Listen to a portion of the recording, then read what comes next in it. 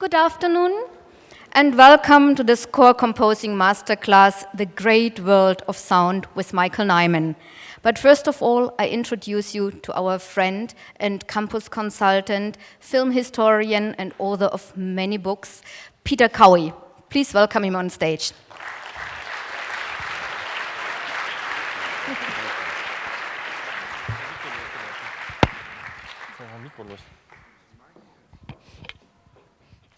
Good afternoon, everyone, and welcome to this conversation with Michael Nyman.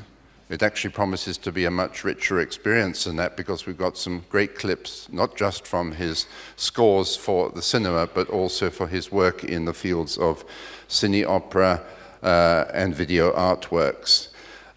Michael Nyman has a loyal following among film buffs, particularly for his work with Peter Greenaway. And in the early 90s, he achieved superstar status when his haunting melody for the piano went platinum several times over after the release of that film.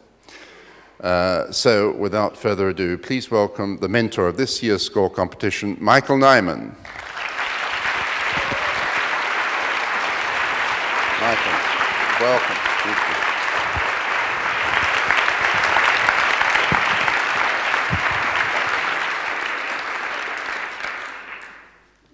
Michael, you studied music at the Royal Academy of Music in London, and then you studied musicology, I think, with Thurston Dart, no less, at King's College. And you devoted the next few years to becoming a music critic and worked alongside some very distinguished critics at The Spectator. And did that, looking back, serve as a help or even a hindrance, possibly, to your work as a composer? Was it a good background?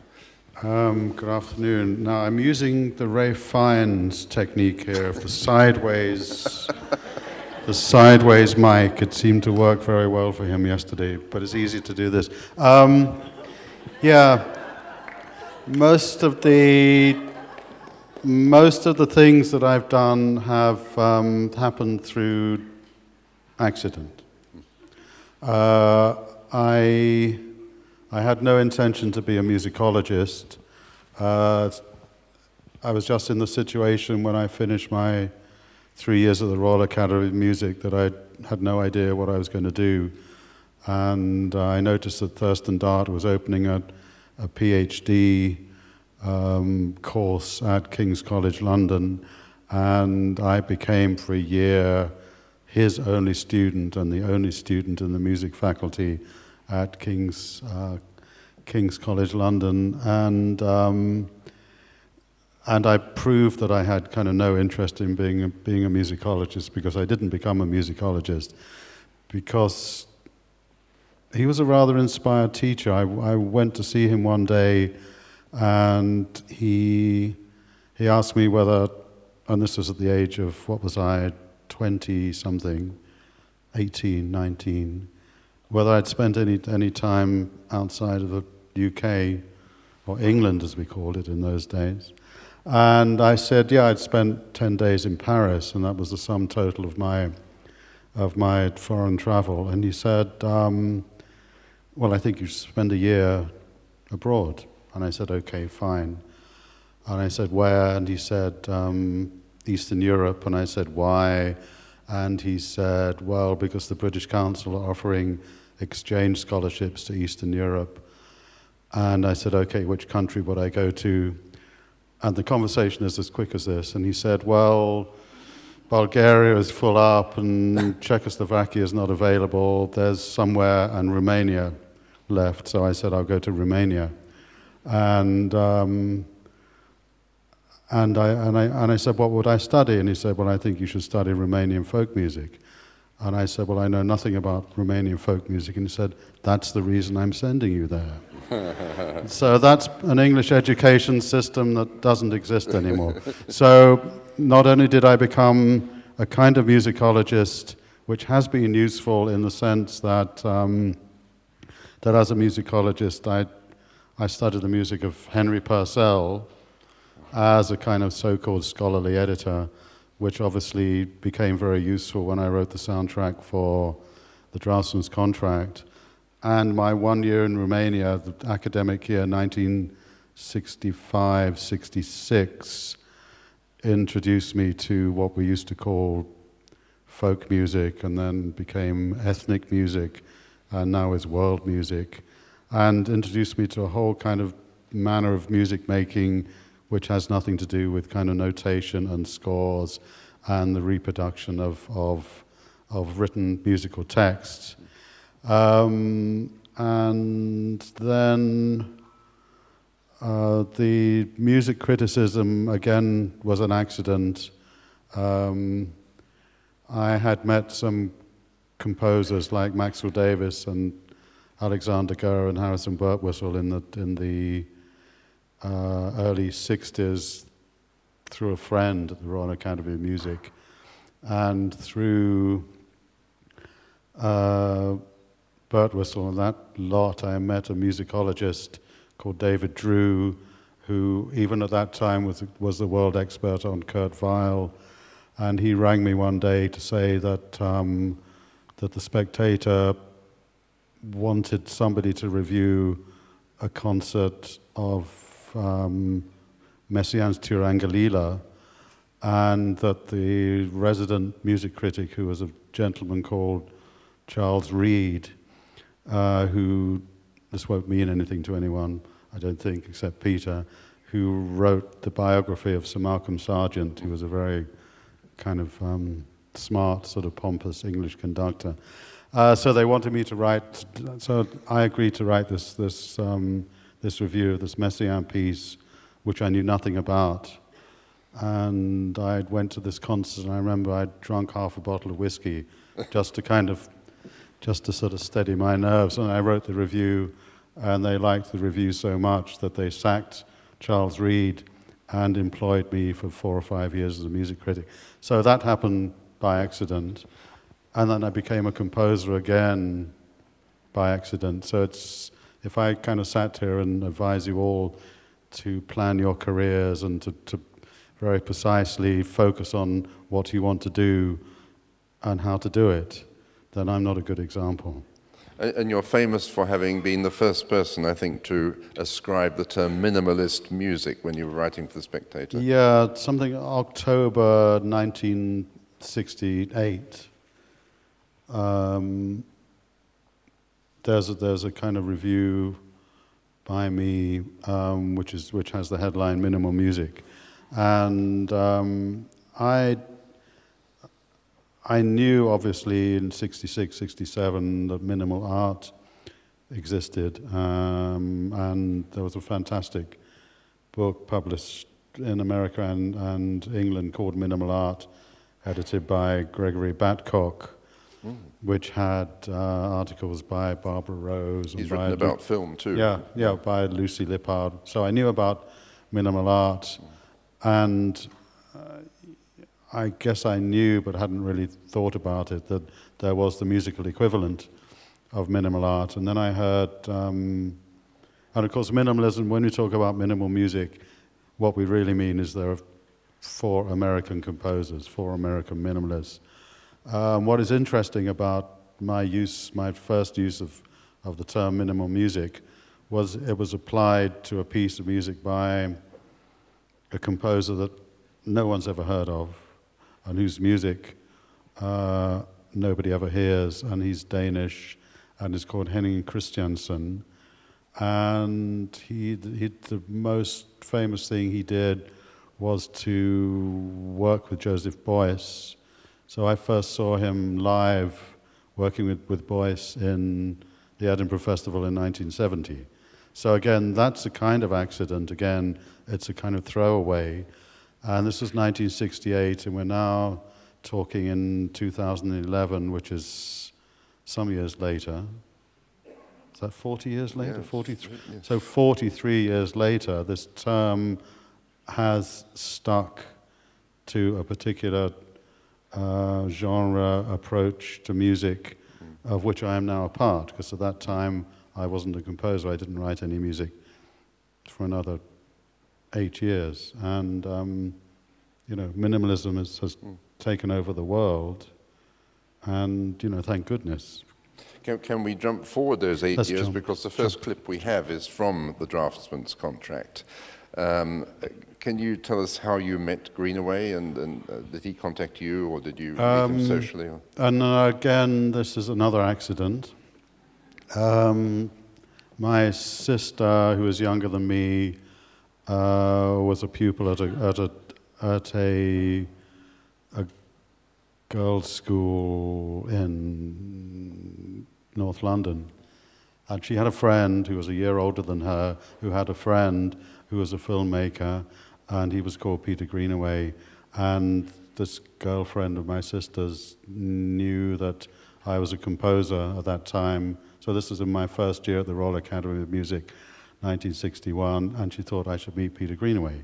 So we were friends from 1961 for 15 years before we actually worked together. We started working together in 1976. You were a teenager, really, when you met him. Teenager. Yeah, but kind of teenagers were kind of very old in those days. You know, it felt like I was 81 rather than 18. And now I feel that I'm 8 rather than whatever. And so what was interesting, and it's interesting that you mentioned the British Film Institute Library. The Greenaway at that time was a kind of archivist for British Film Institute. He worked in the library. That's right, yes. And at weekends he would steal films from the BFI library, and he had this kind of building that had a sort of cinema, and we would spend the whole weekend watching Bergman and René and whatever and Eisenstein for years, for years. So a lot of my film culture comes from my relationship with Peter Greenaway. And one thing I kind of constantly say, or I say it more and more now, because I don't care, is that filmmakers don't actually think that composers have a right to be intelligent. They may be intelligent as composers of soundtracks, and by definition they are intelligent because they've chosen to work with intelligent film directors. But even though Greenaway and I in the 60s and throughout the 70s watched a huge number of movies together, I don't think there's any time during the 15 years that we made films together that he would discuss anything with me other than the music or the contents of his film. There was never a situation where, what do you think of this, Michael? Or et cetera, et cetera. So it's kind of, and now I have this sort of wonderful collaboration with a film director who allows me to engage with all aspects of filmmaking, and that's me. Okay. Well, before we get to that, can we have the first clip from the draftsman's contract, and then we'll do.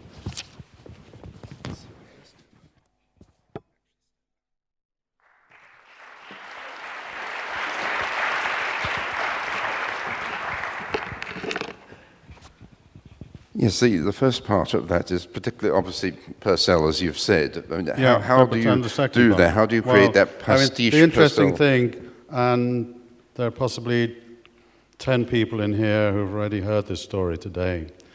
I hope you're here. It looks as though, and sounds as though, there is this film that is set in this beautiful country house, etc., etc., and the director has given me this footage and asked me to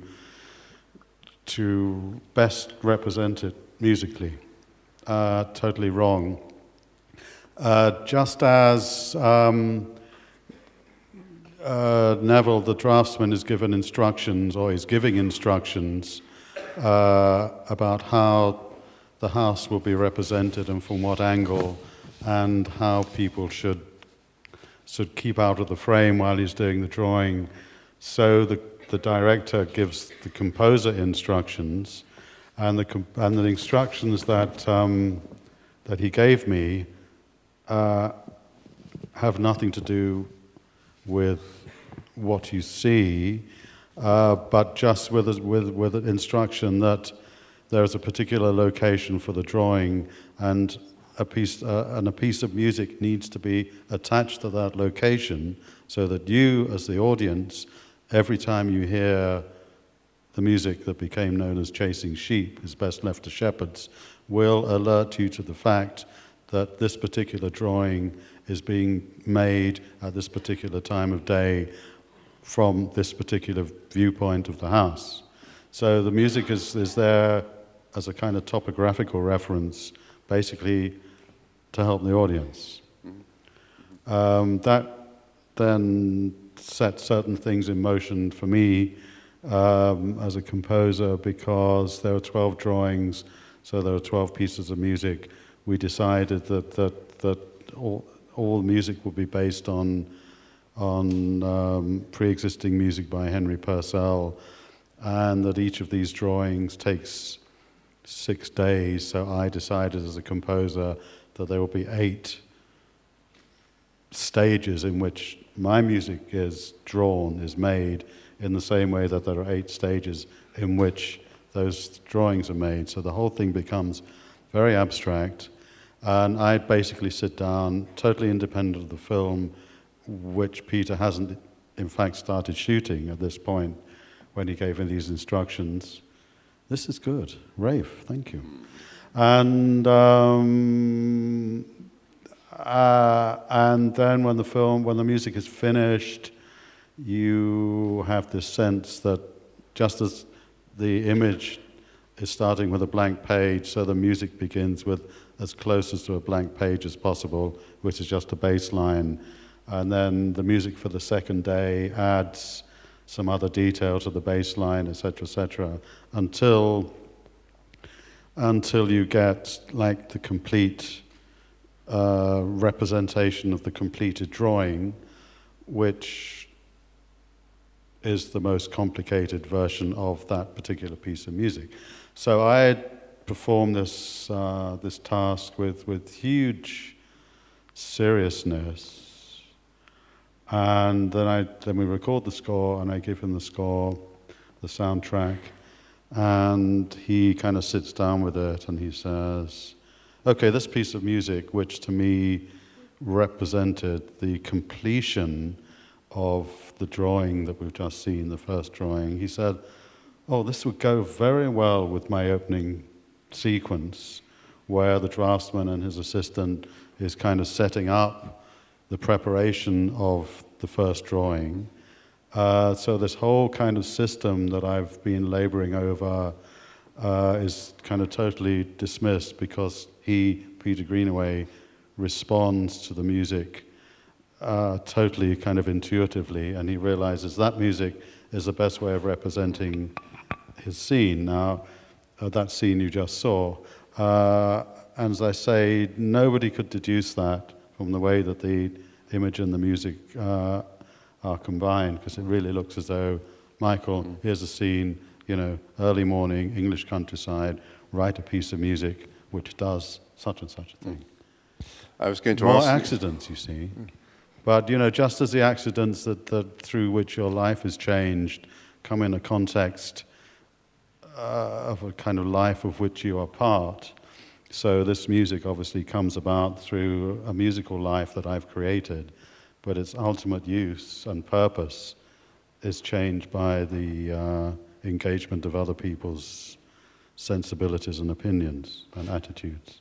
Given that sometimes you have a sort of tabula rasa at the beginning, and you start thinking about the subject of the film, of which you know, and you probably have read the script, how do you come up with a great theme like the one for the piano? Is that just once in a lifetime you get that kind of Anton Karas theme that that sets you up for life? No, but it's exactly the same. It's exactly the same process. Yeah. It's accident. But Jane Campion didn't say to you, "I want a major theme for that particular scene when she plays on the beach." Right? No, it's very, very. In a way, it's a parallel situation.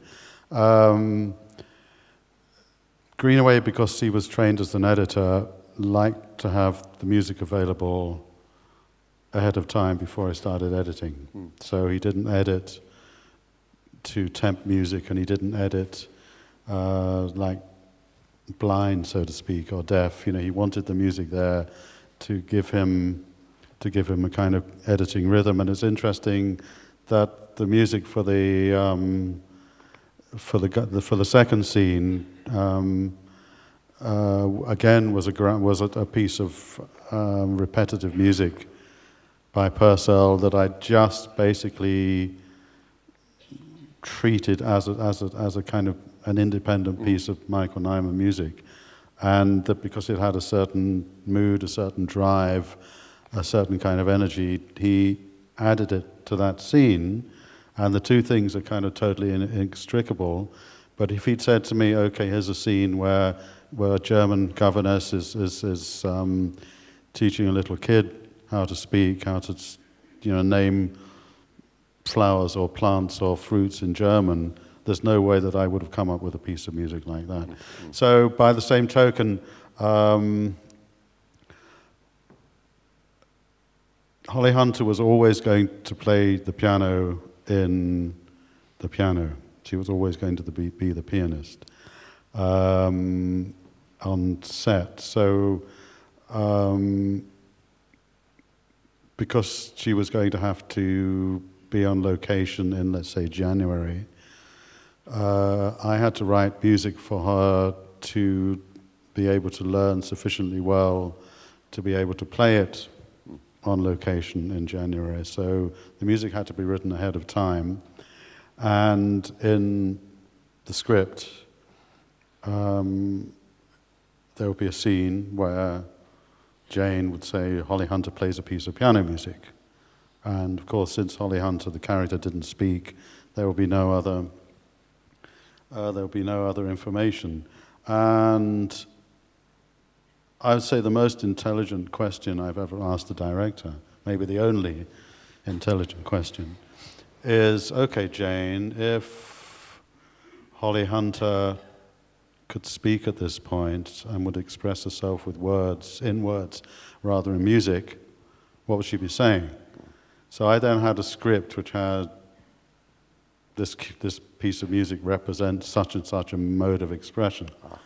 And so I then sat down, and again as an abstract process, because the film hadn't been shot, I had no idea what it would look like. I had no idea, what the costumes would be, how Holly Hunter would act.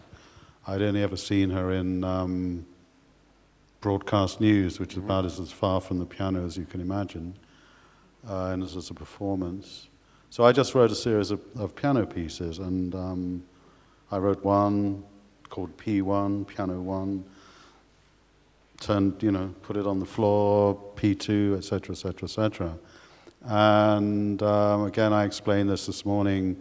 In order for the Holly Hunter character to be a kind of credible human being, I had to invent her as a composer, because she wouldn't play other people's music. There are lots of small pieces that she plays at various times. Yeah, but basically, so I had to invent her as a composer. I then had to invent the kind of music that she might have written as a kind of well-brought-up single woman in Edinburgh at the time.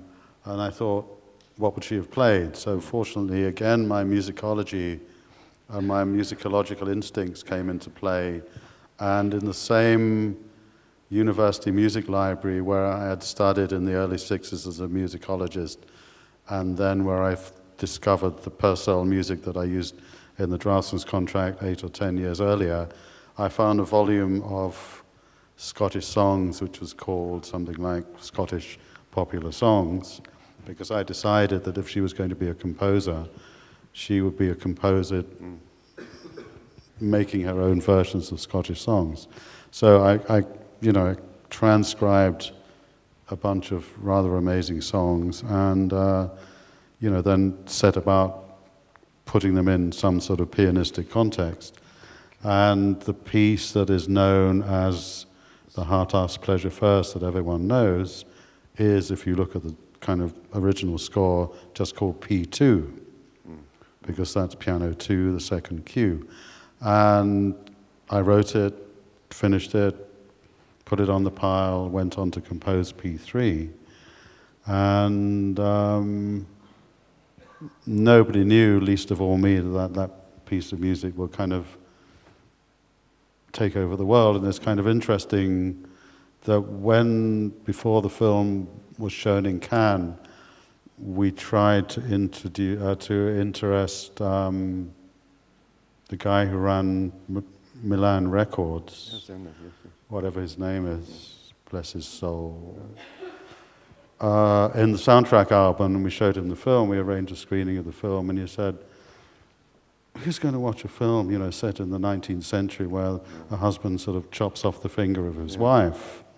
So he could have had, he is not quite the man who rejected the Beatles, but he, et cetera, et cetera. So there's a lot of deliberation, and there's a lot of accident, and there's no way that anybody, least of all me, could have known that particular piece of music would just invade everyone's kind of musical privacy. Well, and I love it. Well, if they're ready upstairs, can we have the second clip, please? Let's hope.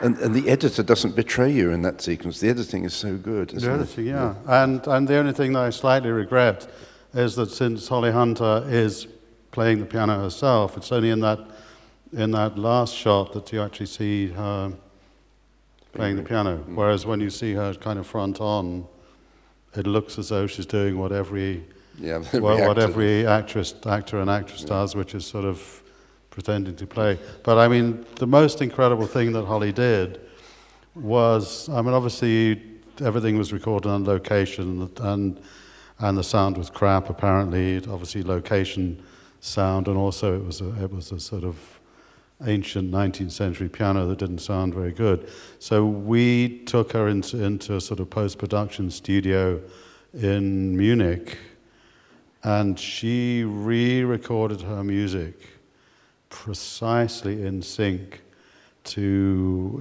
with the performance that she'd already given on camera.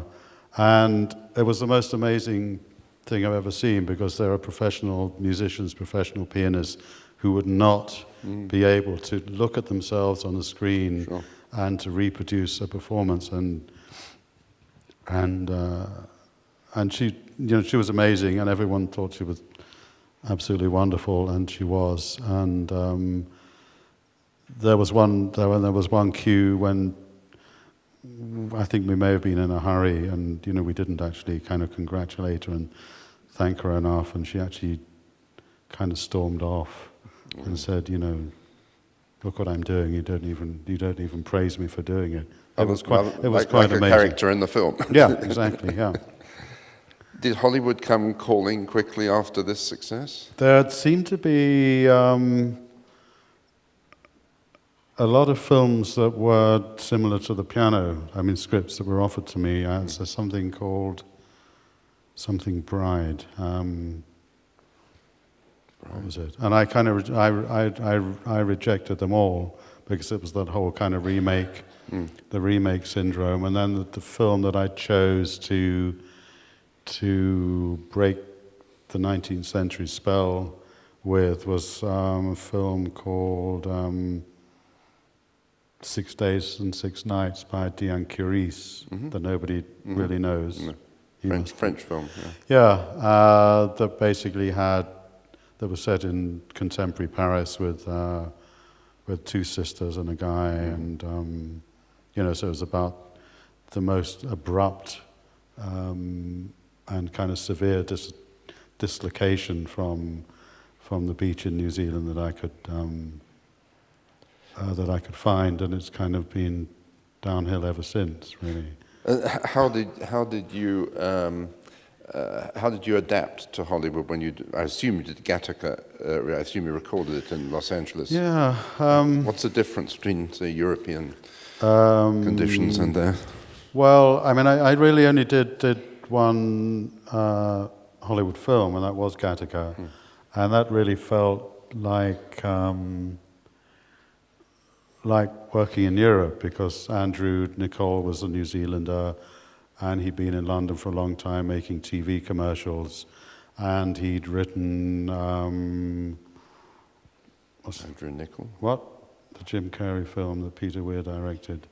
Yes, Truman Show. Truman Show, yes. Yeah, so he wrote The Truman Show, and because he'd never directed a film, he wasn't allowed to direct The Truman Show. But then he directed Gattaca. And it felt like Europe largely because he had a sort of European sensibility, and because the production designer was Jan Rolfs, who had worked with Greenaway. But I guess there was more money around, so there was more money to do things like make a demo, yes. which one never really did. And but the producer didn't try, as say Robert Evans on The Godfather insisted on having Henry Mancini do the music, and well, it was not Coppola on, to no, get. Not on that one. No, there were. One of the sort of delights or dangers of writing soundtracks is that you generally write much more music than is used, simply because the director changes his or her mind. So if there are any kind of film academics here, if you get the original soundtrack to the piano, and you listen to the second track, which I think is called A Wild and Distant Shore, you will find that it fits perfectly the first scene on the beach when Holly Hunter gets off the boat, and which ends with the scene in the tent with her daughter, and you'll find it fits perfectly. And I was encouraged to write that sort of 12-minute, kind of almost operatic sequence. And then Jane decided not to use it because she preferred natural sound and dialogue. But it's on the soundtrack. It's on the soundtrack album. And Gattaca, I think about 98% of the score was used, and that's after a lot of kind of writing and rewriting.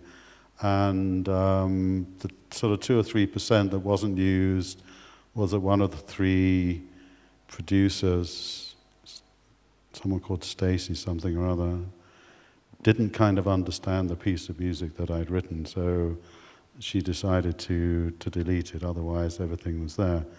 And very nice. I was in the kind of restaurant the other day in London, and Danny DeVito, who was one of the 3 producers, just happened to sit down at the next table. And I sort of reintroduced myself and kind of congratulated him on Gattaca, because Gattaca was recently judged in a sort of poll by scientists of which is the most authentic and powerful and useful science fiction film. All said that Gattaca was like the top of their list. Wow. So that's not only the best film, maybe, but the most credible piece of kind of science fiction filmmaking, unlike this new Keira Knightley, Carey Mulligan thing, which is unwatchable, I think. Well, we'll see a clip from Gattaca, and then we will pass on to what you've been doing in the second half of your career, which I'm sure interests you even more. So can we see the next clip?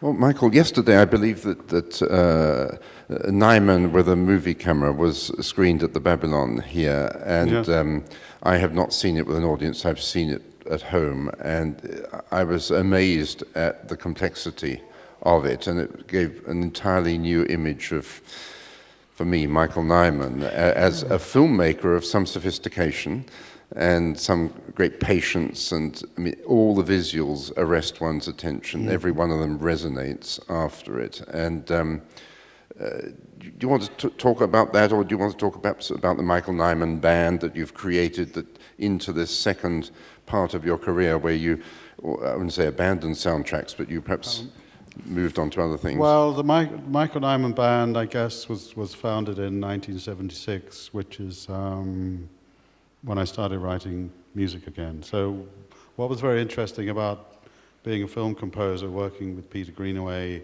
it was also coterminous, if there's such a word, with my reinventing my career as a composer, which came out of, again, accidentally, a kind of musicological recurrence that had to do with some music that I wrote for the National Theatre, which was 18th century Venetian music, and I decided to make this stage music performed by a sort of rather noisy band of musicians, which then became the Michael Nyman Band, etc. So another series of accidents. Some things are deliberate. I mean, what's interesting about Gattaca is, I mean, not necessarily that piece of music, which I simultaneously find uncomfortable and very comfortable, because it's I don't think it's me. I mean, it is written by me, but it obviously uses a kind of set of musical references that are, rather more generic, I think, than I'm sort of generally known for. But that's none the worse for that. And where was that taking me? It was taking me nowhere. It was taking me absolutely nowhere. What was the question? You were well. Oh, yeah, okay. Actually, while you were talking anyway, I realized that we have got one other clip from the movies, which is from Volker Schlendorf's The Ogre. Okay, yeah. I forgot about that because it was added at the last moment. Okay, yeah, fine. So I mean, another kind of accident here. Yes, May I that's talk right. about accident? Something? Yes. So the very first concert that the Michael Nyman Band did in Berlin was actually on this very stage in 1986. Yeah. Okay. Wow. And then the first and only film that I've ever made in Germany was edited at Babelsberg, and this is The Ogre der Unhold by Volker Schlendorf. And what was interesting about Volker, and as you'll see when we do kind of a kind of live on-stage interview a bit like this, the Volksbühne on the 27th of March, when I'm showing another Ziege Vertov film that I've written the music for, is that Volker was the one director who did actually acknowledge that a composer could have some sort of visual intelligence. And I mean, largely accidentally, he invited me over to see a rough cut, and because there was some delay, the rough cut wasn't ready, so he basically showed me rushes of the film. And I sort of felt free to make comments about what I'd seen and ask questions and kind of suggest that maybe this or maybe that. And he would actually, because he was still very unfamiliar with the raw material, he would, indeed ask my opinion. And I don't know whether anything I said had an effect on the film, but it sort of, as I say, felt quite good to be accorded a certain amount of cinematic intelligence, which you, Peter, are implying is visible in Nyman with a movie camera. Yes, absolutely. Yeah. Okay. Well, let's press on. Can we have that next clip, please?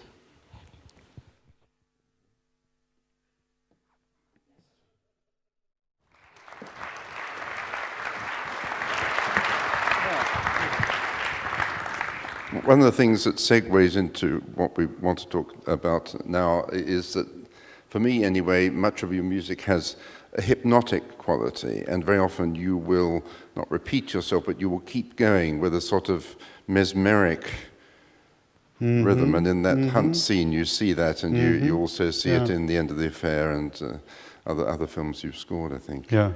And it's certainly in Nyman with a movie camera.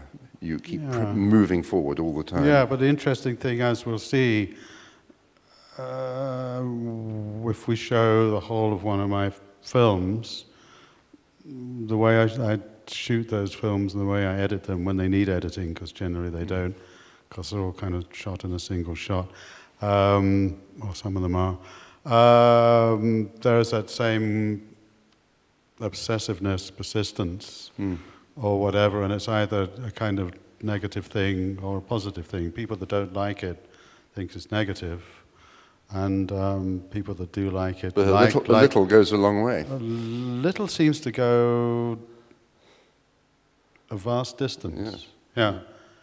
And so it's either a question of taking a small amount of material and squeezing as much material out of it as possible, to gradually kind of modifying your experience of something which is essentially not changing, or to those that don't like it, it's evidence of a sort of total lack of ideas.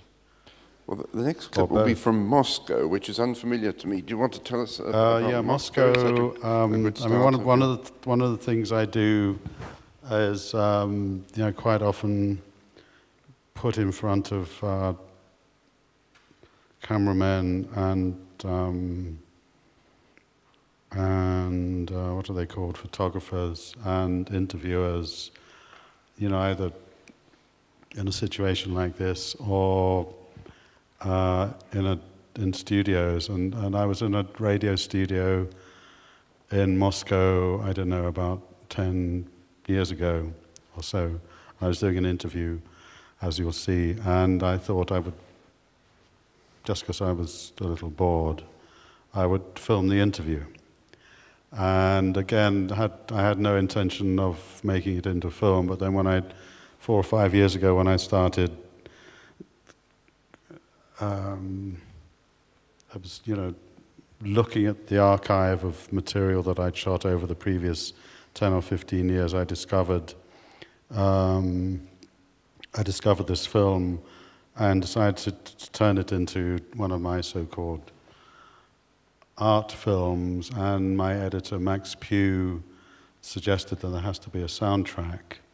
And I actually didn't see the point of having a soundtrack until I had one of those moments, which is very rare, when I realized that there could be a soundtrack, and there should be a soundtrack that would do something very particular, as you'll see, and that is kind of unlike any soundtrack I've ever composed for, and I think his soundtrack is used much more imaginatively, since it has a sort of structural purpose for being there, than soundtracks that are used in conventional feature films. It lasts about 5 or 6 minutes, I think. Right, so can we have the next clip, please?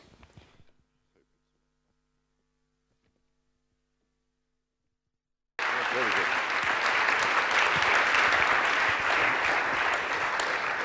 It's a sort of revenge of the composer on his inquisitors. It's kind of interesting. I mean, obviously, what I noticed, pretty obviously, what I noticed when I started looking at this footage with the viewpoint to putting a soundtrack to it was that, unlike me now with Peter, every statement, consistently in this interview, was preceded by or something. So it kind of struck me, one of those kind of magical moments, that the hesitation would trigger a piece of music to replace the speech that was there talking about music, which didn't interest me because I knew what the answer was at the time. And there are a number of things that are sort of interesting. One is that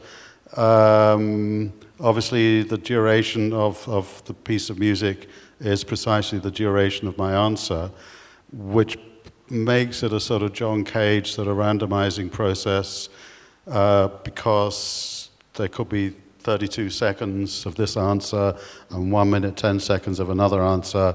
So you get a totally randomized amount of music depending on the length of my answer, which of course I was not concerned about at the time. And the other thing I did, and I won't put you through this, but if you want to talk about it, I then realized that having made this film and edited it in this way, and having decided that this is how the soundtrack would function, that I then had a template for endless sound-alike films, endless look-alike films, that this would be a kind of format into the empty spaces of which I could put any piece of music of my choice, right? So there are 5 versions of this film with 5 different soundtracks, and my first choice of soundtrack was this one from something I wrote in 1989, and I chose it in the space of about 25 seconds. All the other choices I made, there's In Re Don Giovanni, there's a piece of kind of military music, there's a piece of electronic music, which fulfill the same role in the film as this piece does, all fail to influence the way that you perceive those images. So when you hear this slow piece of music, every action is conditioned by the mood and the slowness of the music. So the guy is listening to the battery of his camera, and the woman flows in looking like look as though she's just walked out of a Dziga Vertov movie in the kind of fashions of the 1990s. And it's a very instructive thing that none of the other pieces of music actually have a sort of strong influence on your perception of the film, even though in a formal sense and structurally every version of this film is identical. Witness. Do you want to tell us what Witness is? That part of your cine opera? I discovered a wonderful cinema in Mexico City that was called Teatro Cine Opera, and outside it's kind of beautiful, sort of seemingly late Art Deco building. Inside is a total wreck. It looks like it looks as though it's been bombed. That the roof has kind of light and water and pigeons coming through it, and the seats are kind of destroyed. And I have made a film, which we may see or may not, a 20-minute film of my documentation of this location. And then it occurred to me that that when wanting to give a sort of global title to my video work, artwork, film work, or whatever, my initial title, which I think I took from Walter Benjamin, was Distractions, because it's pretty evident from the Moscow film that I'm very easily distracted but can still answer questions. And the other thing about the Moscow film is that, what started as just a kind of curious observation to see what was going on in that recording in the radio studio when I was talking. In the process of making the film, it discovered its subject, which was the sad technician, behind the digital clock. So that sometimes happens when I make these films. Witness uses photographs of gypsies, of Roma, who were photographed by the police as they were put into concentration camps in the Second World War in southern France, revealed through a kind of rather beautiful filming of a curtain and sunlight and whatever in an adjacent room in the same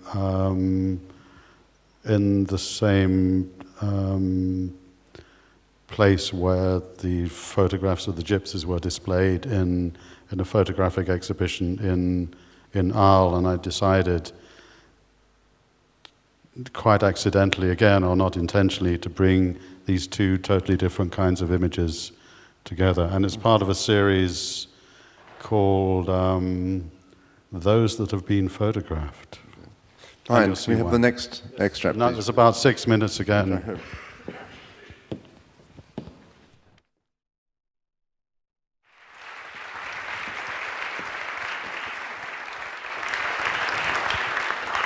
It's really stunning, and it has Yeah. elements of a requiem almost, a sense. Wonderful, wonderful. Thank you. Michael, Yeah. we have to make a decision, or rather you have to make a decision. Yes. In about 15 minutes, your Yes. minders are going to whisk you away. Oh, and no. I know that there are one or two other things you want Yeah. to show, parts from Nyman with a movie camera, Yeah. which those who have not seen it is, of course, the great 60-odd minute film, a kind of remake. Okay, yeah. Or the other alternative is that we open it up for questions. Well, to why those don't you people who both? think we can do both? Okay, so Nyman with a movie camera. In 2002, I wrote a soundtrack for Ziga Vertov's Man with a Movie Camera. And then over the last 2 or 3 years, I've been patiently replacing Vertov's images with my own while keeping the soundtrack absolutely untouched. And the rule of the game, of the replacement game, is that we preserve precisely Ziga Vertov's rhythmic structure, again, a sort of cage concept. So the montage of my film is exactly in the same rhythm as Ziga Vertov's. All of Ziga Vertov's so-called visual tricks are reproduced, split screen, superimposition, etc., etc. And as far as possible, the subject matter of my images is as close as they can be to Ziga Vertov's, given that 80% of my images come from a film and photography archive that happened long before I saw the Ziga Vertov film.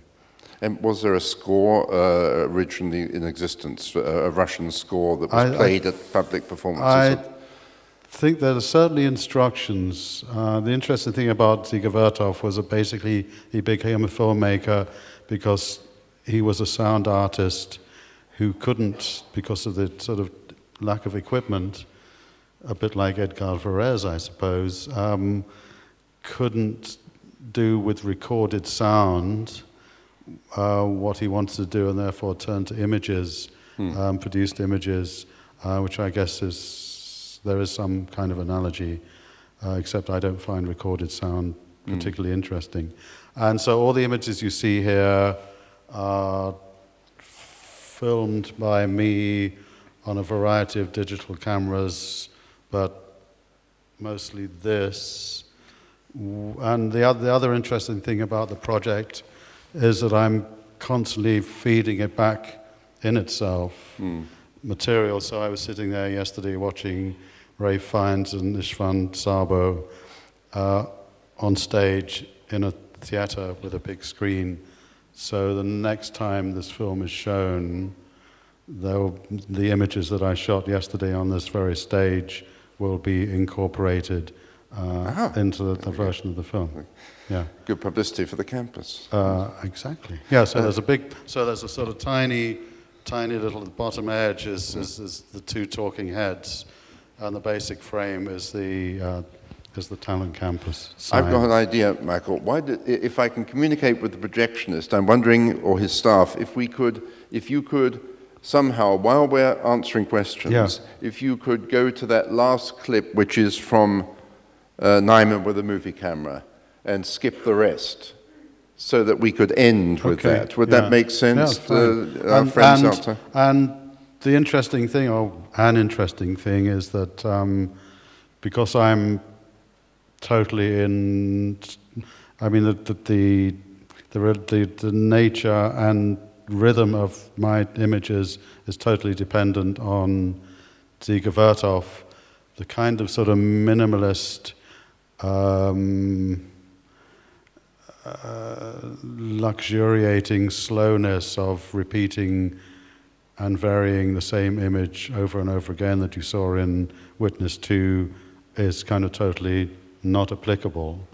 And that material from some of these cine opera films which exist in their own right as coherent films is relegated or raised to the status of footage. So there's a sort of big kind of cross-referencing between Nyman with a movie camera and these films, which is exactly what I do as a composer anyway. Well, while we're waiting, perhaps we can have a question or two. There are microphones on either side which we pass to you, so please, if you raise your hand. First one, anybody want to? Okay, there's someone here on the left. The mic's being turned on. No. Okay. The film in which your work impressed me most was in A Set and Two Notes from Peter Greenaway too, and in particular the piece that opens the film, I think, is called Time Lapse. Yeah. I wanted to know what Peter Greenaway exactly wanted for that piece, and what from this brother's story that he tells, it's what inspired you to compose this piece. Well, you'll find it even the instructions he gave me for Z and Two Notes are even more bizarre than the instructions for Draftsman's Contract. He told me that this film is about Darwin, and it's about Darwinian evolution, and he kind of identified 8 stages of Darwinian evolution, and that he wanted a piece of music from me, 8 pieces of music, each of which represented everything from primitive slime to the highest kind of Homo erectus, evolution, Homo sapiens. Homo sapiens. So again, I had this sort of wonderful opportunity to write a set of variations that, whatever the second category was, would be derived from the first category, etc., etc. And so the 8th category, which was man, and I thought about it, very long and hard, and then I gave him the soundtrack, and he listened to this piece of music that was called Number 42, because it was Q number 42, which represented, in a rather ironic way, man, and he said, "Oh yeah, this is a wonderful piece of music. We will open the film with this piece of music." And so the opening of the film, where you see where there's the car crash with the swan, and you hear a lot of police radios, and you hear a piece of music that does appear to have been written to express this scene, had no relationship to that scene in the composition. And Time Lapse was the one piece of music where I actually looked at the film and saw this time-lapse photography and the kind of repetitiousness of it and the switching on and off of the lights. And I realized that the one thing I could do was to make a kind of rhythmic grid which would be related to and would punctuate this time-lapse sequence. And the music I used has a very interesting history.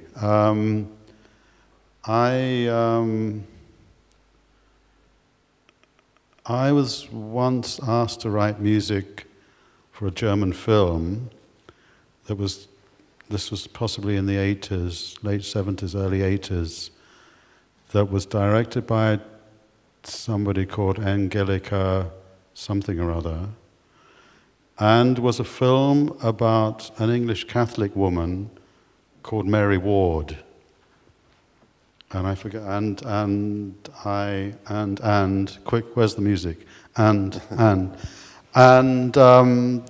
one of the things that constantly happens is that there's a kind of misunderstanding, and then you find that your emails are not returned, but they wouldn't have been returned if there had been emails.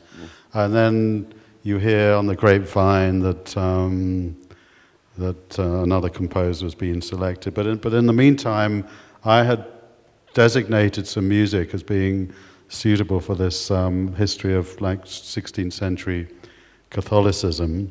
And one of the pieces of music I selected in the kind of Draftsman's Contract, Henry Purcell manner was a piece by a German composer, Heinrich Ignaz Biber, who was a kind of contemporary of Purcell.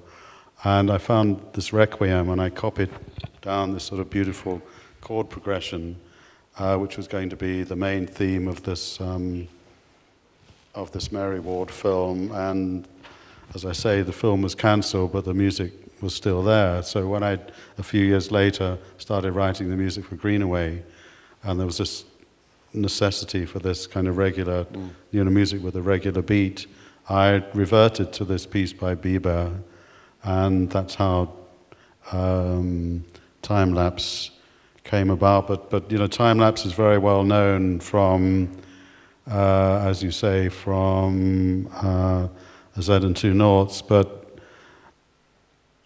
life moves on and music is very mobile, and I was talking to the flamenco singer Estrella Morente about collaborating, and I gave her some CDs of mine, and I went to see her in her house, her late father's house in Granada, and she was very excited about something. She said, after lunch, Michael, I'm going to give you this wonderful present. And the present was a song that she had written over the recording of Time Lapse. So from being a requiem, a 17th century German Baroque requiem, the same music has now become sort of a backing track for a rather fantastic song by an amazing flamenco singer. So, Michael, let's see if we can get something from mine. Are we ready to go with Nyman with a movie camera? Can we go with that, please? Let's see what happens. Okay. I have no idea what it is. Not sure if they're able to. Ask another question. No. Oh no, something's happening. Well, there's a light. Change of light. All right. Okay.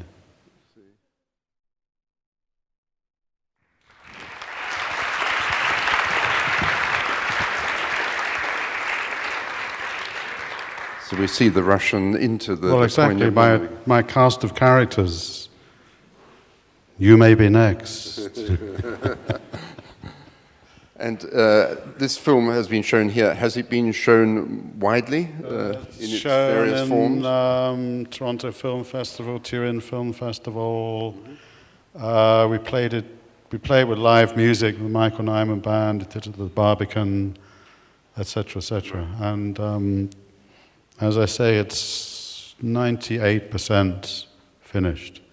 There's always another image, there's always another solution to the problem set by Ziga Vertov. He's a hard taskmaster. Well, we've got time for perhaps one more question, and I feel we have to draw it to a close. Yes? Hello. Hello, Mr. Nyman. I'm here, up in heaven, here. Okay. It's kind of interesting because I was watching kind of Ray Fiennes doing this yesterday. He spent a lot of time locating the speaker. Yes. Well, it's the last row up here. Okay. I'm just having one question. What is your next project? What is your next plan or next movie? That's a very good conclusion too.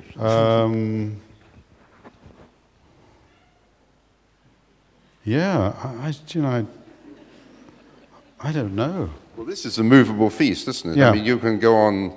Yeah, I mean, I've made Fine-tuning that. of the films in the cine opera sequence. There are about 55, maybe 60, of which you've seen 2, and there may be another one as I leave the theatre, but I don't know.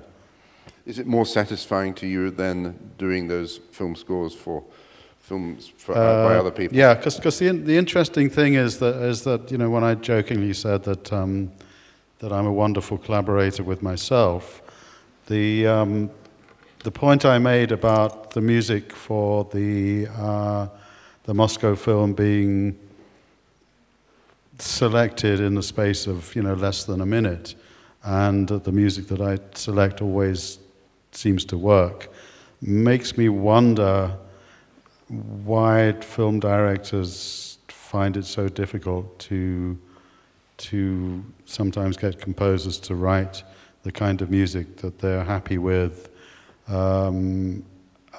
Since I say it's an instant process with me, and just kind of finally, I have two filmographies.